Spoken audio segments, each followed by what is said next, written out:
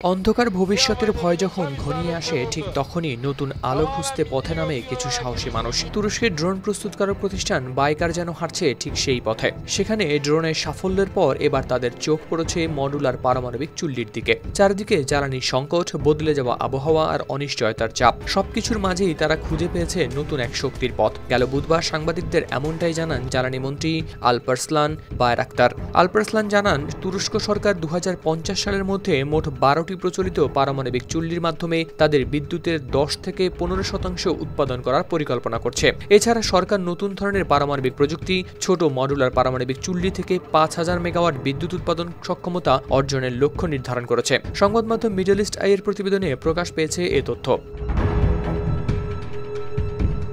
মন্ত্রী আরও বলেন, শুধু প্রযুক্তিই নয়, আঙ্কারা সাজাচ্ছে নতুন আইনও, যাতে শর্ত পূরণ করলে বেসরকারি প্রতিষ্ঠানগুলো বানাতে পারে প্রোটোটাইপ। বাইকারের চেয়ারম্যান সেলচুক বাইরাক্তার মনে করেন, এই নতুন জ্বালানি যুগে পারমাণবিক শক্তিই হবে ভবিষ্যতের চাবিকাঠি। তার ভাষায়, তুরস্ক এখনও তার আসল জায়গায় পৌঁছায়নি। সেই পথে হাঁটতে হলে তৈরি করতে হবে হাজারো প্রকৌশলীকে।